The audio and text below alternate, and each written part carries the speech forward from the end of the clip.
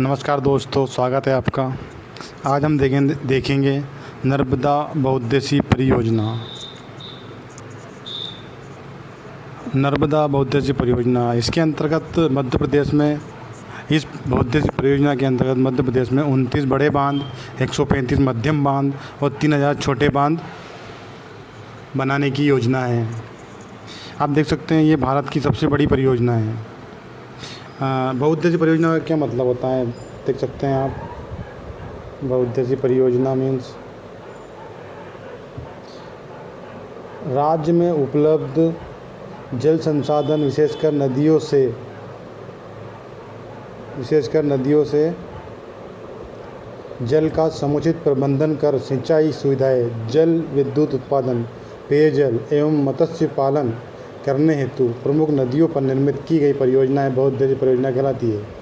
ये आपसे पूछ सकते हैं कि बहुउद्देशीय परियोजना क्या है, तो आप इसको नोट कर लें। अब देखते हैं नर्मदा बहुउद्देशीय परियोजना के अंतर्गत आने वाली कुछ बड़ी परियोजनाएं, जिसमें सबसे पहले नाम आता है इंदिरा सागर परियोजना। इंदिरा सागर परियोजना के अंतर्गत अब देखेंगे तो इसमें 3 बड़े बांध बने हैं। इस परियोजना में 3 बड़े बांध बनाए गए हैं। पहला है इंदिरा सागर बांध, जो कि इसका पुराना नाम था नर्मदा सागर बांध। इसी का नाम बदल के वर्तमान में इंदिरा सागर बांध कर दिया है, जो कि पुनासा खंडवा में है। और अभी पुनासा का जो नाम है इसका बदल के इंदिरा नगर कर दिया है। ये भी आप देख सकते हैं।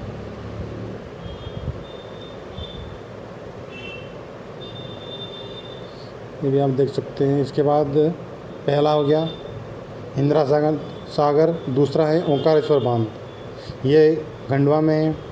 तीसरा है महेश्वर बांध, ये खरगोन में है। इस प्रकार इस पर 3 प्रमुख बांध बनाए जा रहे हैं इंदिरा सागर परियोजना के अंतर्गत। अगर इसके शिलान्यास की बात करते हैं तो इसका शिलान्यास हमारे देश की प्रधानमंत्री श्रीमती इंदिरा गांधी ने 23 अक्टूबर 1984 में किया था। इसको लेके कई सवाल जवाब भी खड़े हुए हैं। कई पर्यावरणविदों ने इसका विरोध भी किया है। आप देख सकते हैं, पर्यावरणविद चित्रा पाटेकर, बाबा आमटे, अरुंधति राय, मेधा पाटकर और आमिर खान, ये कुछ लोग रहे हैं जो नर्मदा बचाओ आंदोलन के अंतर्गत इन्होंने अपना काम किया है, इसका विरोध किया है। यहाँ पे प्रमुख समस्या देखा जाए तो यहाँ सबसे पहले यहाँ बांध बनने से डूब क्षेत्र की समस्या बढ़ सकती है। यहाँ पे एक जनजाति रहती है, कोरकू जनजाति, उसको आवास की समस्या आ सकती है। साथ ही पुनर्वास की समस्या, आसपास के लोगों को रहने की समस्या, इसके उनके पुनर्वास की समस्या है, सबसे बड़ा कारण है। इस वजह से इसका कुछ लोगों ने विरोध किया। आगे चलते हैं। सबसे पहले अब हम देखते हैं इंदिरा सागर बांध। देखते हैं इंदिरा सागर बांध के अंतर्गत क्या है। इंदिरा सागर बांध की अगर हम बात करते हैं तो इंदिरा सागर बांध 92 मीटर ऊंचा बांध बनाया जाएगा इंदिरा सागर बांध के अंतर्गत। इससे 1000 मेगावाट विद्युत उत्पादन की क्षमता रखी गई है इसकी। इस परियोजना से हरसूद जल डूब के क्षेत्र में आ जाएगा। इसको सरकार ने इसके लिए एक नया, यहाँ के जो लोग हैं उनके लिए एक नया क्षेत्र बनाने की बात भी कही गई थी, छनेरा करके। कहा गया था, सरकार ने बड़े बड़े वादे किए थे कि हम छनेरा को चंडीगढ़ जैसा विकसित करेंगे। आप जानते हैं चंडीगढ़ बहुत ही अच्छी वास्तुकलाएं बनाए, तो ऐसे वादे किए गए सरकार से, लेकिन वास्तव में वो पूरे नहीं हुए। इसके बाद हम अगले वाले बांध की बात करते हैं, ओमकारेश्वर बांध। ये ओमकारेश्वर बांध आप देख चुके हैं, खंडवा में है। इसकी विद्युत उत्पादन क्षमता 520 मेगावाट है। इससे भी सिंचाई की बहुत सारे नहरें निकाली जाएगी सिंचाई के लिए। तो ये परियोजना भी काफ़ी लोगों को एक तरफ जहाँ लाभान्वित करेगी, वहीं दूसरी तरफ कुछ लोगों के लिए ये नुकसानदायी भी है। अब हम अगली परियोजना देखते हैं, महेश्वर बांध। ये महेश्वर बांध, इसकी जो विद्युत उत्पादन क्षमता है 400 मेगावाट है। साथ ही इससे सिंचाई के कार्य भी किए जाएंगे। कुल मिला के देखें इस परियोजना से तो 1920 मेगावाट की विद्युत का उत्पादन यहाँ किया जाएगा। अगली बात करते हैं, अगली परियोजना की अगर हम बात करें यहीं पे, तो अगली परियोजना है सरदार सरोवर बांध। देखिए सरदार सरोवर बांध, आप देख सकते हैं सरदार सरोवर बांध। ये नर्मदा बहुउद्देशीय परियोजना के अंदर दूसरी परियोजना की बात कर रहे हैं हम। आप देख सकते हैं यहाँ पे सरदार सरोवर बांध जो है ये नौगांव ज़िला भरूच गुजरात में बनाया गया है। ये सबसे बड़ा बांध है नर्मदा नदी का। अगर बात करते हैं तो इससे ये देखते हैं हम जानते हैं कि नर्मदा की लंबाई 1312 किलोमीटर है, जिसमें 10 77 MP, 74 मध्य प्रदेश और महाराष्ट्र, और बाकी 161 किलोमीटर के आसपास ये गुजरात में बहती है। वर्ष 1946 में सरदार वल्लभ भाई पटेल ने इसकी परिकल्पना की थी, इसको मूर्त रूप देने के लिए 7 अप्रैल 1961 में पंडित जवाहरलाल नेहरू ने इस परियोजना का शिलान्यास गोरा नामक स्थान पर किया था। इसको लेकर कई विवाद हुए हैं, लेकिन ये मूर्त रूप नहीं ले सकी।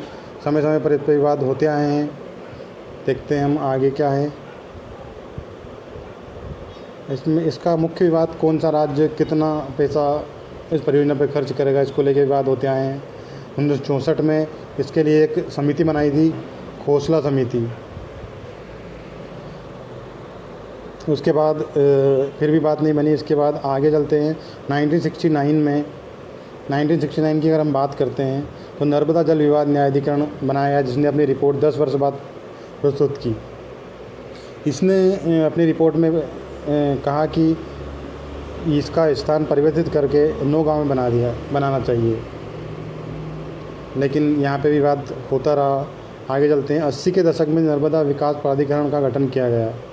इसकी सिफारिश पर इस बांध की ऊंचाई 121 मीटर 121 मीटर रखने का प्रस्ताव इन लोगों ने दिया।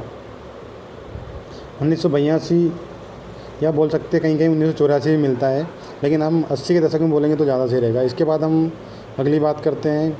यही मामला फिर सुप्रीम कोर्ट में पहुंच जाता है और सुप्रीम कोर्ट ने इसके ऊपर निर्णय दिया कि इस बांध की ऊंचाई 138.68 मीटर रखी जाए। 2014 में सुप्रीम कोर्ट का फैसला आया।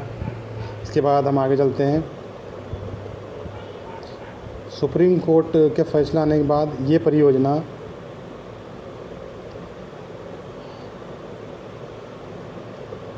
परियोजना सितंबर 2017 में बनकर तैयार हुई और इस परियोजना का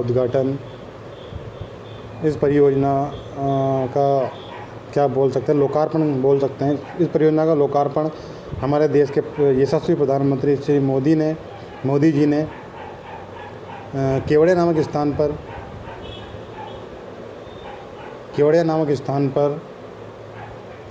नामक गांव में किया, जिसकी विद्युत उत्पादन क्षमता लगभग 6000 मेगावाट है। इस विद्युत उत्पादन क्षमता का 57% मध्य प्रदेश को, 27% महाराष्ट्र को और 16% गुजरात को मिलेगा। साथ ही ये परियोजना 4 राज्यों की परियोजना है, तो इसमें कृषि के लिए सिंचाई हेतु पानी गुजरात, मध्य प्रदेश, महाराष्ट्र और राजस्थान को भी मिलेगा। धन्यवाद। आपसे निवेदन है मेरे वीडियो को लाइक करें, शेयर करें एंड सब्सक्राइब करें। Thank you.